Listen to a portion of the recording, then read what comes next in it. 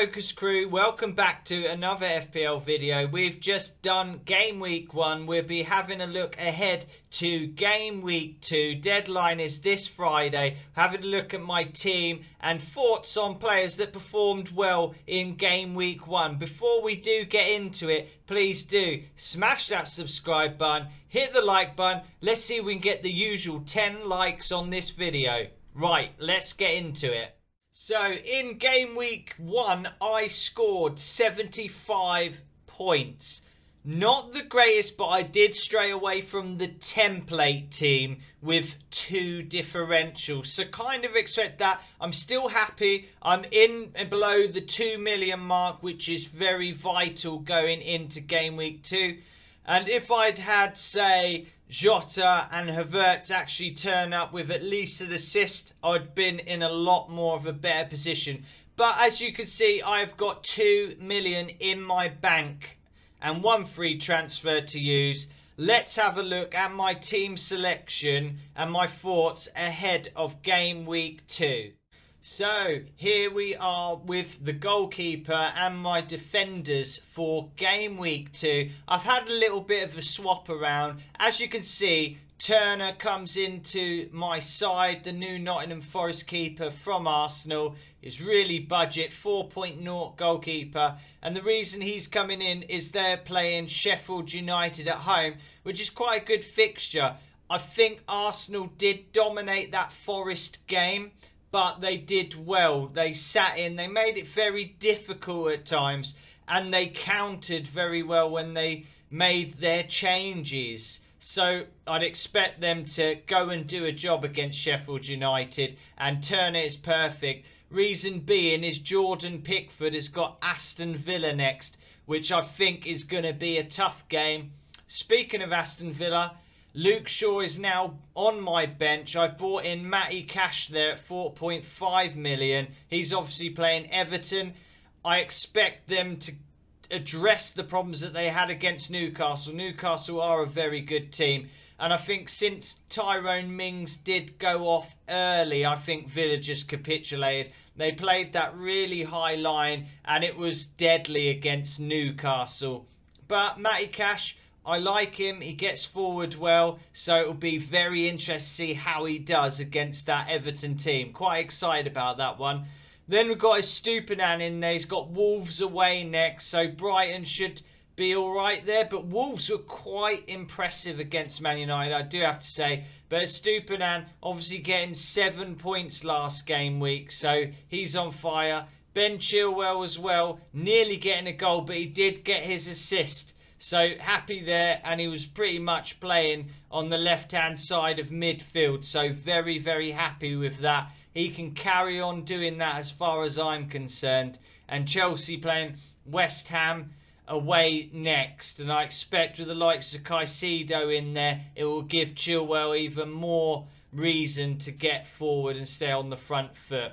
Right, let's get on to the midfielders next.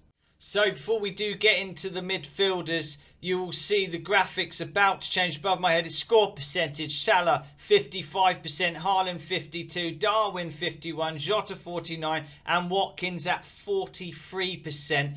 And that is due to the fixtures as well above my head. You can see who is playing who there, and that is the reason why. And obviously going off of their form, so it's fixture difficulty. And I expect them to be pretty much nailed on. I'm hoping that Mo Salah does not score, though, as I do not have him in my side. I do think, though, that Liverpool might find it a bit tougher going forward. I think Chelsea were easy to counter-attack because they did not have that defensive midfield. Obviously, Chelsea's sorting that out now and bringing the likes of Caicedo in. So it'll be interesting to see, but here we go, into midfield. You can see I've got Bukayo Saka. Arsenal have got Crystal Palace away. Martinelli as well in there. Obviously getting the assist. Saka getting the goal last game week. My differentials were Jota and Havertz.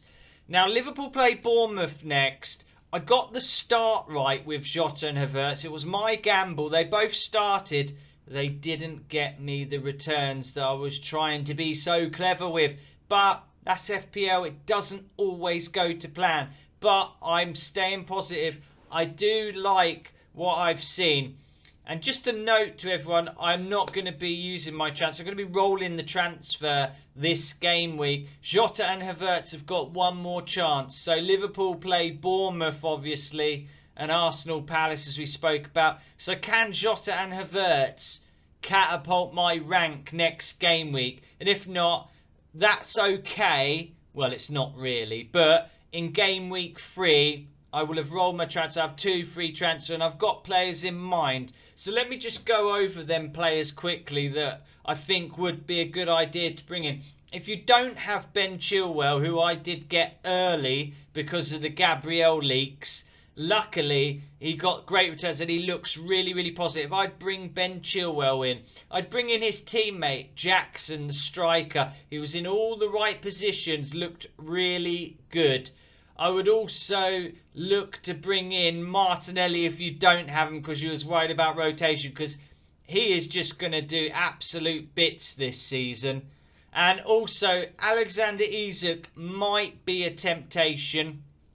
James Maddison in my thoughts as well, but I would wait till game week 3. That's what I'm doing, and then I'll be getting on James Maddison. Looks to be on set pieces, really commanding, playing some great through balls, which Richarlison didn't quite pick up, but I'm sure they'll be on the same wavelength as we continue. So on to the last midfielders. Marcus Rashford played up front for Man United against Wolves. Obviously, they've got Spurs next. Going to be a tough game. Man United were really lucky, in my opinion. Onana obviously fouled the Wolves player, and it should have been a penalty. Wolves deserved something from that game. Man United are really poor. But Rashford, obviously, he'll stay there. See if Man United and Ten Hag can actually turn it around. So next we'll go on to the strikers. So here we are, on to the strikers. We've got Haaland up top with João Pedro. João Pedro, very impressive last game week, managing to get his penalty goal. So over the moon to know that he is confirmed definitely on penalties there, getting the points. And Haaland, no brainer. I'm going to stick with Haaland captaincy. Newcastle's a tough fixture. I think a lot of people will be captaining Salah, the Salah owners will, against that Bournemouth fixture. So I expect Haaland and Salah captainers to be a high percentage this game week. But if you don't have Salah, don't fret. Don't worry that fixture's a bit difficult. I expect Man City to still be really attacking against Newcastle. And Haaland, you know, it's too early to gamble against him, in my opinion. But play your own game. If you think you're going to gamble, that's fine. But I think the effective ownership could hurt if Haaland does get that return. And then you can see my subs bench. Shaw dropped, Pickford dropped, and Uijo of Forest and Bayer of Burnley stay on the bench. If you've enjoyed this video, please do smash that subscribe button, hit the like button. Thank you for watching. Take care.